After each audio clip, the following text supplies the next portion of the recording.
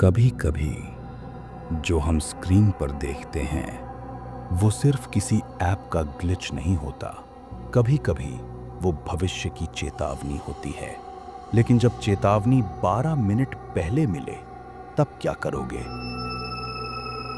आर्यन 23 साल का college student रात के 2:33 पर हॉस्टल के अपने कमरे में पढ़ रहा था।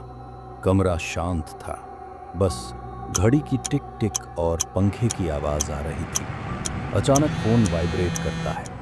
स्क्रीन पर लिखा आता है, कॉल आर्यन। आर्यन चौंक जाता है। वो फोन को घूरता है और कहता है, लगता है कोई मजाक कर रहा है। वो कॉल उठाता है।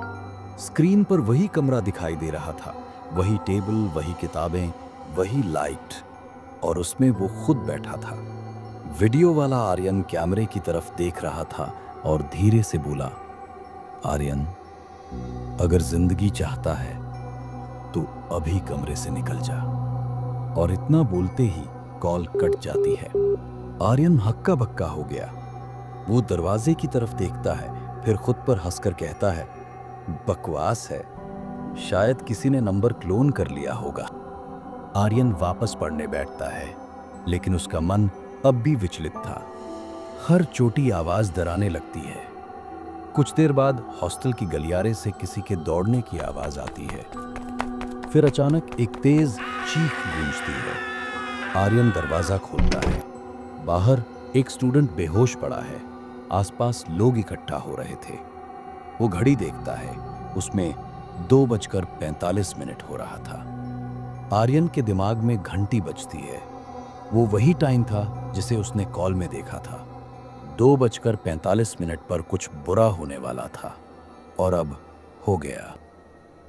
अगले दिन आर्यन ये बात अपने दोस्त निखिल को बताता है। निखिल, भाई तू बहुत नेटफ्लिक्स देखता है ना, इसलिए तेरे साथ ये हुआ है। फिर भी अगर ये सच है तो आज रिकॉर्ड करके दिखा। आर्यन सोच में पड़ गया और अपने मन में बोला, अगर आज फिर कॉल आई तो मैं इसे रिकॉर्ड करके दिखाऊंगा। रात फिर आती है।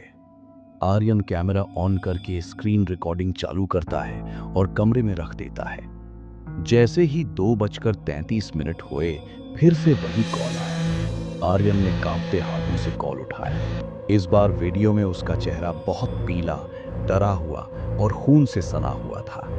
वो कैमरे के बहुत पास आकर बोला, आर्यन, दरवाजे पर जो भी आए मत खोलना। और फिर से कॉल कट जाता है। आर्यन सांस रोककर बैठ जाता है, पसीने में भीगा हुआ, कुछ नहीं बोलता।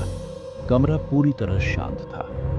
सिर्फ घड़ी की आवाज आती है और उसमें 2:45 हो रहे थे। तभी दरवाजे पर दस्तक होती है और बाहर से आवाज आती है, आर्यन, दरवाजा खोल, मैं निखिल हूं। आर्यन झांक कर देखता है, सच में निखिल ही था। आर्यन थोड़ी राहत की सांस लेता है और कहता है, रुक, खोल रहा हूं, और दरवाजा खोल देता है। लेकिन सामने जो खड़ा था वो निखिल नहीं, बल्कि खुद आर्यन था। वही खून से सना चेहरा, वही नजरें।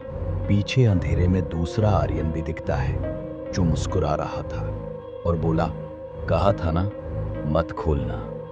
सुबह जब निखिल आर्यन के कमरे में जाता है तो वो वहां नहीं था। पूरा कमरा खाली पड़ा था। बस टेबल पर आर्यन का फोन रखा था, जिसमें स्क्रीन अब भी जल रहा था। निखिल पूरे हॉस्टल में देखता है, लेकिन आर्यन पूरे हॉस्टल में कहीं नहीं था।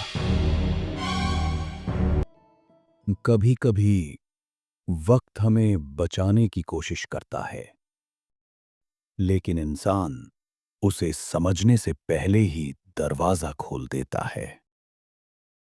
अगर आपको हमारी स्टोरी पसंद आई तो प्लीज एक लाइक करें, और ऐसी ही हॉरर स्टोरीज के लिए हमारे चैनल को सब्सक्राइब करें। धन्यवाद। मिलते हैं अगली स्टोरी में।